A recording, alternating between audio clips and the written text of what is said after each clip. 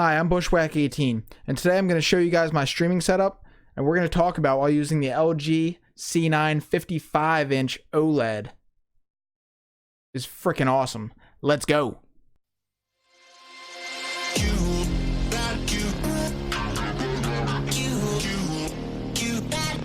Oh my God!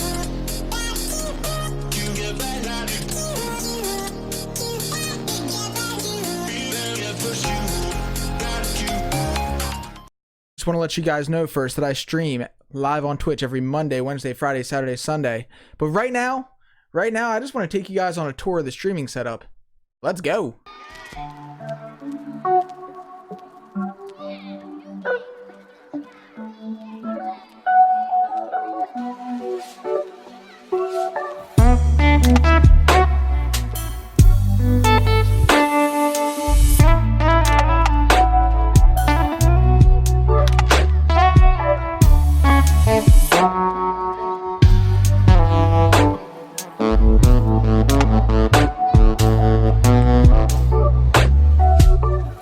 Juste une faille dans mon cœur attend pour la peinture au mur et les bandes en cul nu. Juste une faille dans et battant. Le stress est accru par l'ennui vécu. Une feuille tombante, anxiété latente. Pas envie de recommencer ce qu'on foire et les parents, c'est bon, je l'ai vu cru, ça fait aïe, aïe. Moi, de toute façon, j'ai besoin de flow et dessus du temps. J'ai besoin d'être sûr que t'es la bonne pour me faire oublier toutes mes peurs et failles. Trop de failles, pas me cry, non. So the benefits of using this thing as a PC monitor are many. This thing is freaking awesome as a PC monitor. The negatives are just going to be space and cost. It's going to be the negative. Maybe burn-in. People will debate the burn-in thing. I'm on the side of it's not as big of a deal as people make it out to be. It's just something to complain about, really. I mean, burn-in happens. It's real. But just, you know, have some common sense with your TV. Turn it off when you're not using it. And it should be fine for a while, for a long time. And what I'm thinking about doing is maybe even a monthly test with the C9 here for burn-in.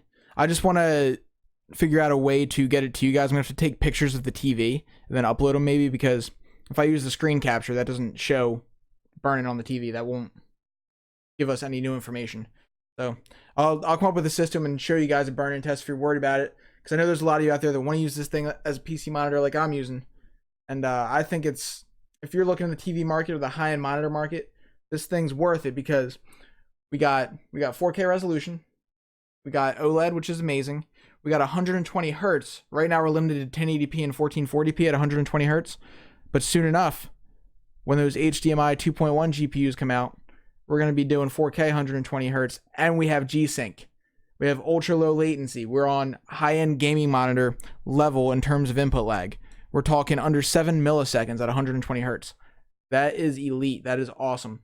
We have amazing response time in the pixels. So that means that when you're panning back and forth, you know, playing a first-person shooter, there's zero motion blur. There's none. Awesome. That's amazing. It's not like some of them other TVs, like some of the Samsungs, like the Q90s, I think they are. They're VA panels. So if you're playing at 120 hertz, it's not the same experience as you get on an OLED. An OLED's got clearer motion blur. It feels snappier just because of that. It feels smoother. And you can see enemies during fast motion a lot easier and hit that shot. One thing you might be wondering is what this thing's like to play FPS shooters on from this kind of close proximity. And honestly, it feels good. For me, it's going to be a give and take. When you're playing a game like PUBG, a screen this size, this clear, makes it so much easier to see them distant enemies. You know, they're not hard to see at all. They're easy to find. The negative might be, there might be a little adjustment from going to like a 27-inch monitor to a 55-inch from 3-4 feet away. Is how far you want this TV to sit. At least 3 feet, I'd say. Let's see.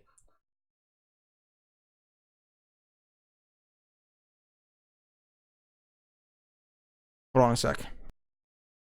Actually, while we're thinking of it, let's see how far away this thing is from me. We're about 3 feet. We're about 3 feet from it.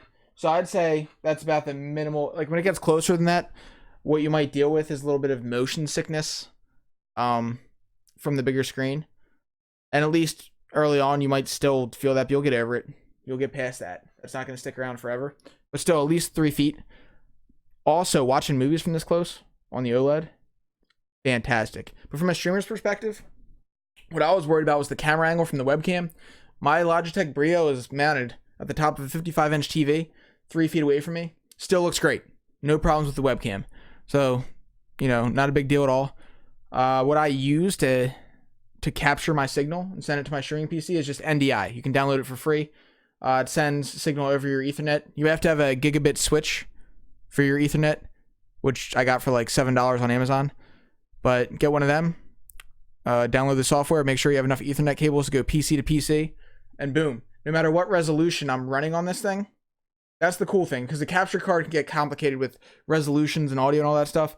With NDI, no matter what resolution I'm running on this TV, whether it's 4K 60, 1440p, 120, I can adjust it on the fly, on stream, no problem, to get a full screen picture. And this is exactly how that works, so I'll show you.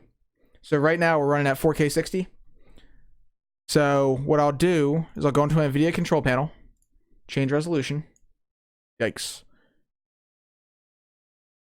We'll go to, we'll go to 1440p, 120. Now watch, it'll distort the screen for a second. This is what it's going to look like when you make that switch on stream. So you want to go to your, up close view or a be right back screen for a second. Then all you're going to do is go in here, right click NDI, exit for a second, click on NDI again, boom, and it adjusts. You just have to restart NDI, which you can do live on stream if you're running 2 PCs, no problem. And there we go, we're good to go. Still looks great from a streaming perspective. Now for me, I got 120 hertz of smoothness. So if I'm playing a game like Planet Coaster, I'll go 4K 60. Looks amazing. If I'm playing PUBG, 1440p, 120. Still looks amazing, but dramatically smoother. It will look a little bit blurrier, but if you use something like the NVIDIA Sharpen filter, if you're running a high-end PC, that makes it look nice and crispy again. Good to go. Also worth noting that you can play in HDR at 1440p, 120 while you're streaming. No problems. If you're using NDI, no problems. What you want to do for G-Sync, this is very important. I've heard a lot of people talk about G-Sync giving them problems even though it's turned on. And I learned this. I was messing with G-Sync monitors for a while, and I thought they were kind of crappy because I would get tearing and major stuttering towards the top of the monitor's refresh rate. And I didn't know why, but here's why. First thing you want to do, you want to set it up, enable G-Sync, G-Sync compatible, enable for windowed and full screen mode. Good to go. Okay, that's simple. Enable it. The HDMI 2.1 source in the TV, the port should put you on game mode automatically for low latency, but you might want to double check just to make sure the TV itself, the picture mode, is on game mode to get your best responsiveness for gaming. The other thing you want to do, here's the thing that I learned, and this is, I don't know why they don't make this more obvious when they talk about G-Sync, but you want to go into Manage 3D Settings. Okay. You want to come down here, where is it? To Vertical Sync.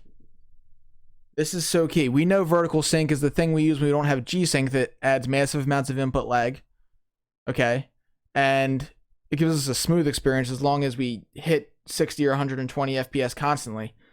But when you're using a G-Sync compatible or a G-Sync monitor, vertical sync changes. It does things differently. It doesn't add any input lag. What it does is it helps. I don't know how to explain this in a technical fashion, but this is 100% verifiable on the internet. Look this up if you don't believe me. You turn on vertical sync when you're using G-Sync, and it helps at the top end just to make sure you don't go over the amount of frames that you have your game set up for. So if we're running at 120 FPS, if we're capable of running at 130, this thing's stopping it at 120 and it's keeping it smooth. So another thing to note is the eye comfort mode. You're going to want to use that when you're streaming for, long durations. Because this thing, it's a lot of screen space. There's a lot of light given off, a lot of potential eye strain if you're taking in all that blue light. Eye comfort mode takes the blue light out. It gives it like a slightly reddish tint, but you'll notice over 5 to 8 hours, if you're streaming that long, that your eyes aren't nearly as strained. So that's big. But overall, this thing has been amazing for streaming. Any potential problem I thought I'd have, I don't. But again, what you need to consider is Is my desk space big enough? And is it within my budget? I really like the amount of space between me and everything else while I'm streaming. If you're doing this for multiple hours, if you're cramped up in front of a monitor, it starts to feel like a little claustrophobic, or like, you know, can't really move around too much. Or I'm pretty animated when I stream, so if I flail an arm around, I don't want to backhand my monitor into oblivion. So yeah, guys, that wraps up. I just really wanted to share this thing with you from a streamer's perspective and show you, you know, it's a TV. It's a TV first. So to get to the point of wanting this, at least in the past, you kind of had to think about outside the box. But now that G-Sync's involved, more people are interested in knowing about it. If you guys have any questions about this that I haven't answered, or just, you know, want to know more about what it's like to play on one of these things often, if you have any questions about the TV side, hit me up with a comment. Feel free. I'm very accessible. I will answer just about any question to the best of my ability. And if I don't know, I'll research it and put my current knowledge with new knowledge to give you an educated answer to the best of my ability. Sound good? All right, guys. I'm Bushwhack18. I stream live on Twitch every Monday, Wednesday, Friday, Saturday, Sunday. Come say hello. Or hi. Goodbye. Oh! Die!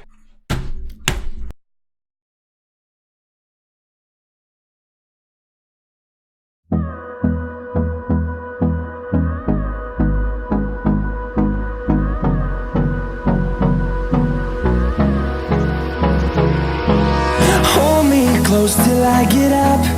Time is barely on our side. I don't wanna waste what's left. The storms we chase are leading us.